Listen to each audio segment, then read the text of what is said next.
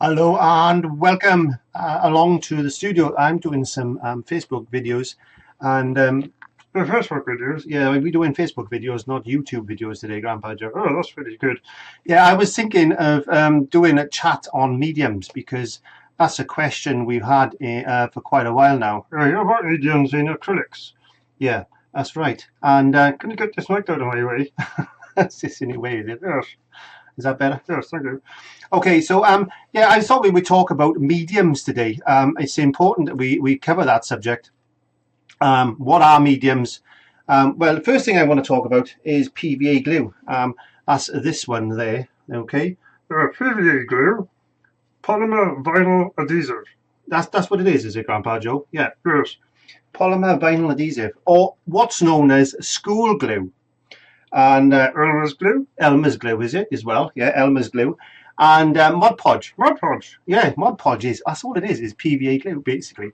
It's thinned down 50%, so 50% PVA glue, 50% water, and then you've got Mod Podge. There we are. So you can buy this in any DIY store, in fact, and it is PVA admix adhesive sealer and primer. That's what it's for. Yes, and it runs most building materials and surfaces, and it's ideal for plastering, rendering, sealing, and dustproofing. There we go. So it's quite handy. Now you can mix it with acrylic paint, but it's not advisable because it's a vinyl adhesive. In other words, it's not a resin. It's not designed specifically for acrylic paints. But most paints that you buy for domestic use are got a vinyl in them or a latex. And the pigments are quite poor pigments. Yeah, they fade over time, Clive. Yes, they do. They fade over time. They're designed to fade because why? Because you've got to keep buying paint to decorate your looms. My looms. That's not easy for you to say. So you've got to decorate. You've got to decorate the rooms regular. So they don't want you to have the good stuff. They want you to have the stuff that fades, and that's why it's not recommended to use house paint for painting paintings unless you seal them in place first. Yeah, you can do it though. Yes, you can do it, Grandpa Joe. John Myatt, a famous art forger, that's all he used is trade paints. The paints for well, trade paints have got more pigment in them basically. So yes, I'm going to talk about glazing materials. As you can see on this particular video that I'm doing here, this is an old video. If you want to pop along to YouTube and type in hashtag Clive5art in the YouTube search bar, and then the mic's still in the way, Clive. But I got to have the mic there, Grandpa Joe. People can't hear us. Oh, okay. And as you can see, this particular let me see if I can move that out the way. Does that any better? No, it's not. It doesn't matter. We'll slide across.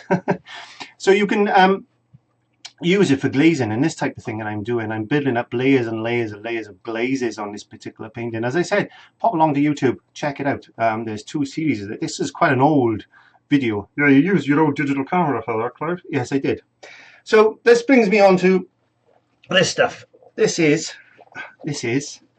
pure, this is pure resin, pure manufacturer's grade resin, and it's quite heavy. There's 5 litres in there, and it's a resin for acrylics. Basically, that's what your paint is. There you go.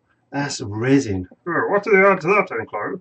Well, what they add to this to make paint is pigment, which is the colour. That's your binder, and then they add thickening agents to it. Oh, I didn't know that. Yeah, and there's fillers, things like chalk and sometimes even marble dust. Why do they do that?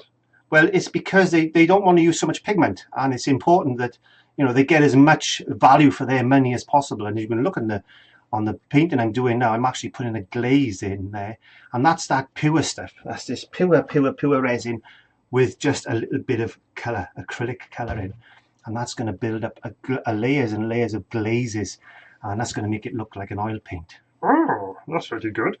Yes, it is. I'm going to put your hands straight. There we go. As what I was saying, yeah, so they put in things like chalk and marble dust and stuff like that, and it all depends on the grittiness you want to paint. I love making my own paint. Yeah, so you'll have to do some lessons on making your own paint, Clive.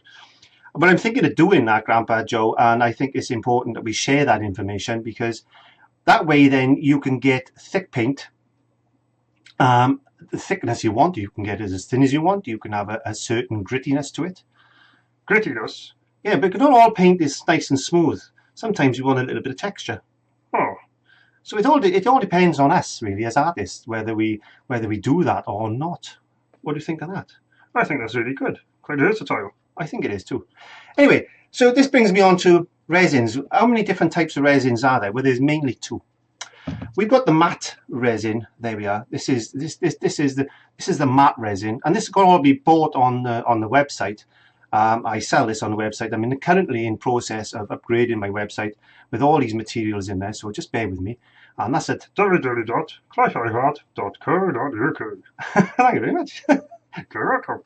So yeah, so the matte acrylic resin is the one that your paint normally dries matte, and this is a type of one that they use for that. It's got a matting agent in it.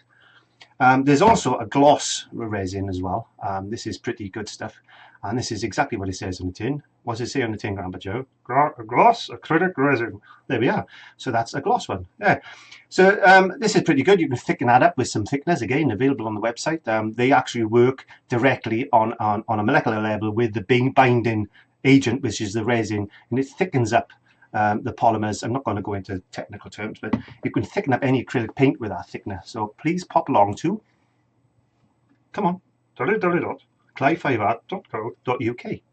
And so that brings me on to gels. Now, isolation coats. Sometimes we talk about isolation coats when we come to varnishing paintings, and it's important that we put an isolation coat on. Years gone by, Grandpa Joe, they used to use egg white. Egg white? Yes, they did.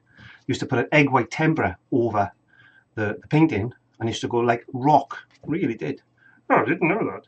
Nothing is new. Nothing is new these days. This is all taken from centuries ago, and they've just been brought up to date with the manufacturing processes that we've got today.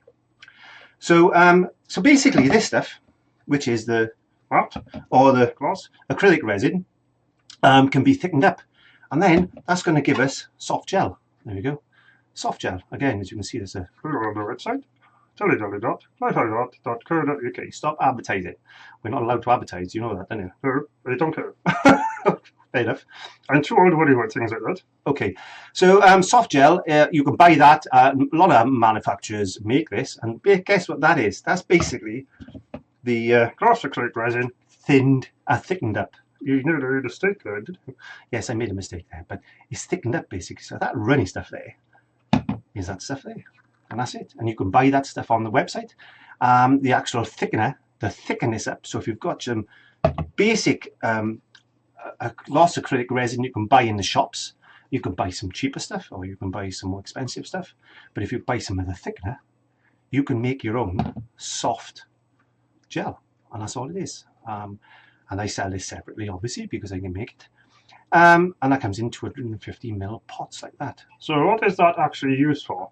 Well, this is used to extend your paint, so you can add this directly into acrylic paint, and you can stretch your paint out because it's a binder. It's not going to damage the paint at all. You might actually get a little bit of colour shift. What's colour shift? Well, what it is, that if you're thinning the paint down with this stuff, it might actually go a little bit lighter. Maybe in some cases, but not in all. So we need to test these things out. So that brings me on to what else can be used for. It can be used as, what did we say earlier on? Isolation coat. Yes, isolation coat. So when you can paint this on neat, let it dry, and then you can varnish on top of that, and you can remove that varnish at a later date if you want to, because some varnishes go yellow, especially the old oil-based ones. A lot of varnishes today are water-based. Now, if we take that one stage further, oh yes, that's exciting, isn't it? It just gives me time to think what I was going to say. Yeah, so that's take me on to heavy paste, heavy gel, heavy structure gel, or you can use you can actually add marble dust to this stuff, marble dust, and make modeling paste. Oh, yes. So if you add marble dust to this, you can make modeling paste, and that's all modeling paste is basically, is resin thickened up with some either calcium carbonate, or you can put marble dust in there. Oh, that's very clever. I think so. So heavy structure gel. So how does that actually work then? Well, you can use it the same way as you can use the thinner one, but you can actually add this to your paints to make them a little bit more impasto. So it's like an impasto additive. So it's making your paints even thicker. Oh, that's really good. And that's basically all resins are. And mediums. So you've got those. Now, when we talk about thinners, when we talk about retarders and flow improvers, they're additives. They're a totally different thing. I think we'll talk about that on another video. I think because we need to go into that on another video. Now, if you like the painting that you've seen going on in the background there, then please pop along to YouTube and type in hashtag Clive5art or just Clive5art, and that's going to take you into the videos. There's loads of over. Well, how many we got in there? I think it's about 500 at the moment. Is it about 500? Maybe not as many as that, but it certainly feels that way.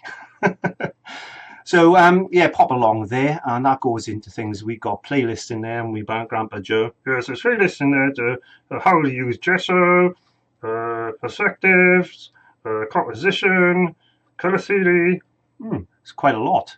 Yes, you worked really hard over the last several years. And people don't realize that I've actually been making videos now for about 6 years. And yeah, it's quite time consuming. And my friend Jason Bowen, I'm sure he's watching this because he loves Grandpa Joe. Are you gonna wave to Jason Bowen? There he is. And yeah, so pop along and have a look. And I'll go into this. There's loads of things in there. Just have a look. I upload. When do I upload? 7 every Monday, UK time. Yes, and then also I put a quick tip video out, don't I? Yeah, so we're doing live videos here now. Or you're going to go on to the YouTube and start doing lives there, where you can do some hinting. Painting. Hinting. That's what I said. Anyway, it's